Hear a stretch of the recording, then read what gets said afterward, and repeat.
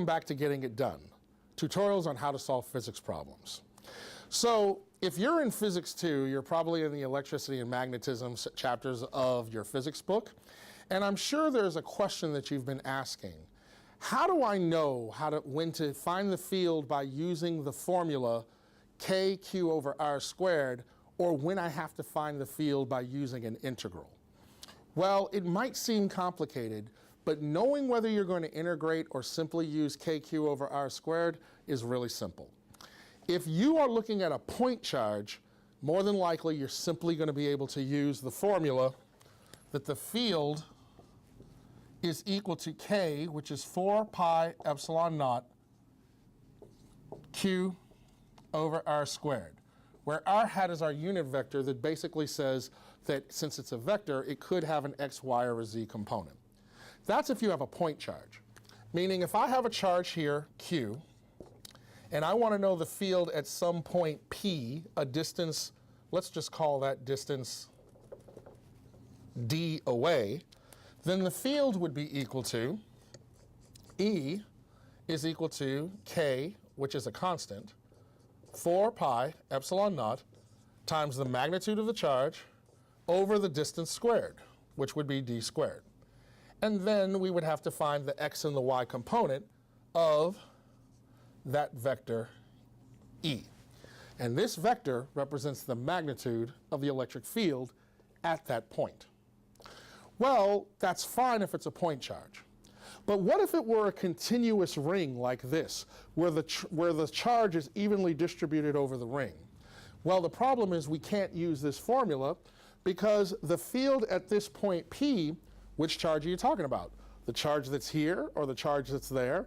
And by the way, that's not charge Q, that's just a little piece of charge that's distributed, that's part of the distribution over the entire ring. So we're going to have to do something, we're going to have to integrate. So if you have a point charge, you can use, to find the field, kq over r squared. But if it's a charge distribution, we're going to need to use an integral.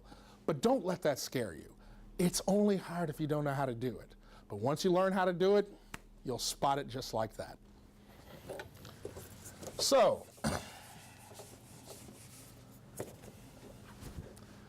let's get started. So, what we want to do is find out the field at this point P here. Let me write that in black. So remember, this point P is not a charge. It's a location.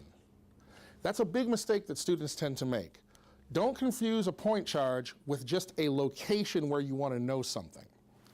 Now, here's what we have to do. Since the total charge on the ring is Q, what we have to do is pretend that we could divide the ring up into itty-bitty little pieces. And each piece has a dimension dl. That's what I have up here. So that little piece there represents dl. dl, we will pretend, is a point charge. And that point charge has a total charge on it, dq. Do you get it?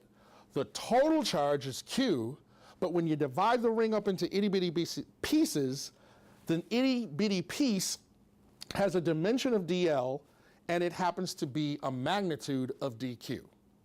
Okay, now that we got that done, I want you to remember something. We will treat the density of the charge like a line density. Since it's a ring or a wire that's curved, we can just treat it as a straight wire that has a charge density of charge per unit length. But you take that wire and you turn it into a ring. So therefore, the charge density is going to be equal to Q over L, or charge per unit length. Well, remember the ratio.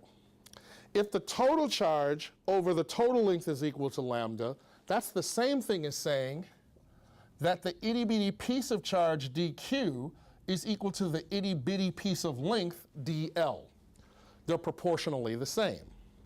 So that means I could say that lambda times dl is equal to dq. Now I have an expression for dq. So what I suggest when if you're new to this and you're not totally comfortable, start off with what you know.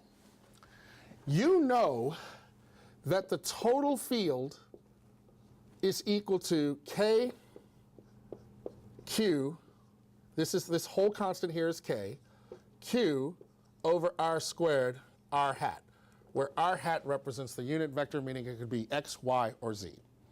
Now we simply take this original equation and substitute step by step.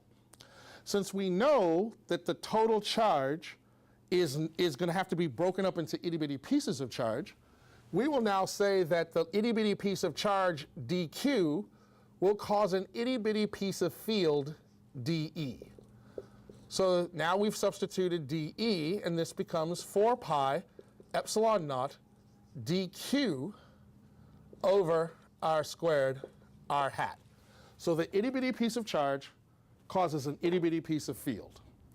Now, but what is dq? Well, we have an expression for that. dq is equal to lambda dl. So now we can make our next substitution and say that 1 over 4 pi epsilon naught is equal to lambda times dl. And that's equal to R squared R hat. That wasn't so bad now, was it? We didn't know what dq was, but we do know the total length, and we know the total charge, which is proportional to an itty-bitty piece of charge over an itty-bitty piece of length. So therefore, we know dq can be equal to the charge density times dl. So continuing on our substitution, we need an expression for r.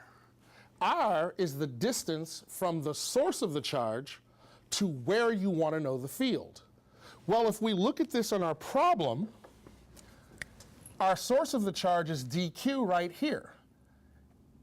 And the place where we want to know the field is at point P. So that vector represents dE. Therefore, this distance is r, the distance between the source of the charge and where you want to know the field. Well, that means we need to know that length. They didn't tell us that length, but it's cool. If they wrote down in the problem that this is A, that means you know it. If they wrote down that this is X, that means you know it. Well, you know what that looks like?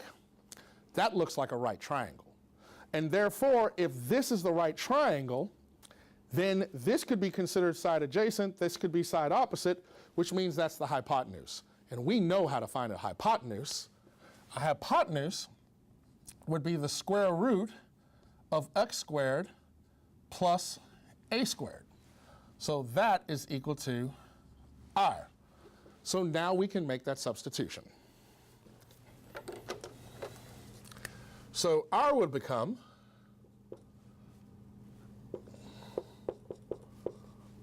one over 4 pi epsilon naught lambda. We can actually pull the constant out and just put it here. And that would be 1 over x squared plus a squared, r hat. Now, oh, by the way, yeah, let's put our dl out here, and then r hat. Now, you might be asking, well, wait a minute. That's x squared plus the square root of x squared plus a squared. Where'd the square root go? Well, look, r squared, r is squared. So the squared gets rid of the square root, just so you know. Okay, now, remember, since this is a vector, our field is going to have an x component and a y component. Now, whenever you're doing these type of problems, I want you to remember this rule. Look for symmetry. Because if you find symmetry, you'll find out that something may cancel out and it saves you a whole lot of work.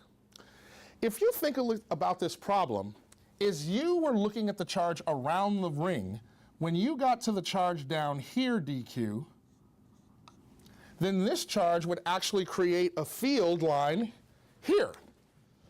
And it would create this field line, dE. Well, if you break these down into components, look what happens. The y component of both vectors, which would be dE sub y and dE sub y, they cancel each other out.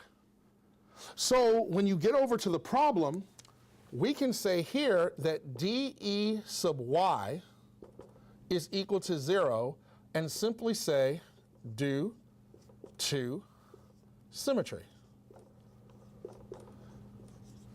So now you don't have to do a whole lot of funky calculations for y.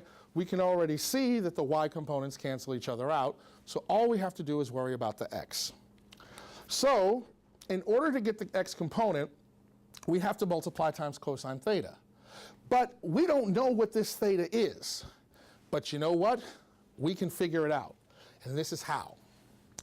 We may not know what this theta is, but we know that this theta would be the same as this theta. Why? Now you got to pull out your geometry. Reflex angles are congruent. So this is a reflex angle. So this theta is the same as that theta, so we can get the theta by looking at this triangle. This is side adjacent, and this is side opposite. So we can get the x component by using cosine theta. So if we were looking for dE sub x, that would be equal to lambda over 4 pi epsilon naught x squared plus a squared times cosine theta. Because that's going to give us our x component. Well, we don't know theta, so what do? We substitute again. And we say lambda over 4 pi epsilon naught 1 over x squared plus a squared times cosine, which would be the same as saying adjacent over hypotenuse. Well, the adjacent side is x. The hypotenuse is x squared plus a squared to the 1/2. Remember, this isn't under a square, so therefore you don't lose the square root sign. So this represents our cosine theta. Now we can bring all that together. So therefore, lambda 4 pi epsilon naught times x, we can add these two denominators since they're the same. We're multiplying them together, so you add the exponents. So this becomes 1 over, oh, wait a minute, I left my DL out. Let me put that in there, sorry. DL. So then these brought together become x squared plus a squared to the 3/2. Because this is whatever you want to treat this as, the exponent is to the 1 power. This exponent is to the 1/2, so if you multiply the denominators, you add the exponents. So 1/2 plus 1, we get 3/2. And that's DL. Well, guess what? We have nothing else to substitute. So now we're ready to integrate. And this is a pretty simple integral. We can't ask for more than that. So therefore, E would be equal to, remember you bring all your constants out. So let's take a look at what our constants are. X is a constant because as you integrate around the ring, the distance or the value of x doesn't change. The radius of the circle doesn't change, so the entire denominator can be considered a constant. Everything that we pulled out here was already a constant.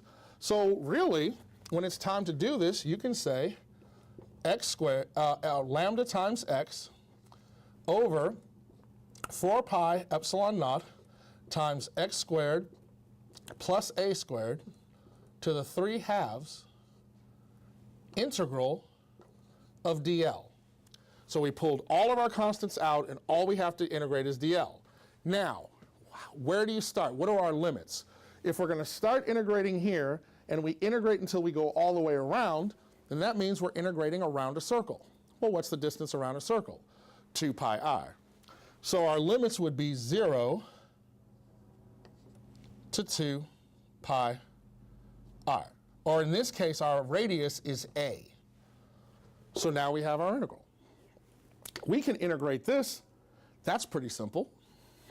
So after we integrate it, you have all of this constant. Forgive me, I'll write it one more time. Over 4 pi epsilon naught equals x squared plus a squared to the 3/2, and you're evaluating it from 0 to, by the way, 2 pi a is the length around the integral, so that's L. So you end up with, if you evaluate this, let me just call this whole constant out here u to save some time, and that would be the constant times 2 pi a minus 0, because you're evaluating it between 0 and L is equal to 2 pi a. So this would go to 0, you plug in a here, so your final answer becomes lambda times x 4 pi epsilon naught times x squared plus a squared to the 3/2 times 2 pi a. Now this becomes semantics. What does your book solution want it to look like? Well, different books look different ways, but you could modify this one little way. Because we know that lambda times L is equal to Q. Well, 2 pi a is the length L, and lambda is Q. So if you want to get fancy with it, you could just say that 4 pi epsilon naught x squared plus a squared to the 3/2 all over x times q. You can leave it out here. We could put it right there. And that would be our final answer. Not too bad. And if you get some funky integrals, depending on the class and depending on your professor, sometimes you can just have Mathematica or MathLab do the integral, or you can solve the integral yourself. But luckily in this problem, it was a pretty straightforward integral. So I hope you realize from doing this problem what the simplicity is. First off, how do you know whether you're going to integrate or just use kq over r squared? If you have a point charge, it's more than likely going to be kq over r squared for the field. But if it's a continuous charge distributed over some geometric shape, then that means you're going to have to integrate. If you do that, then just start off with your overall formula and then substitute along the way. Change q to dq and know that dq makes a little piece of field dE. Then you get your expression for dq, and you continue to substitute until there's nothing left to substitute. Then you perform your integral, you evaluate your integral, and get to your final answer. By the way, don't get scared when there's some calculus in the problem, because the only calculus was this step right here. Everything else was really just algebra and substituting. So never make it more complicated than it really is. Whew, that was a mouthful. But I hope this breaks it down so that you understand it to its, you understand its simplicity. So thanks for tuning in. Look forward to another tutorial here on Getting It Done. Hi, Kent again.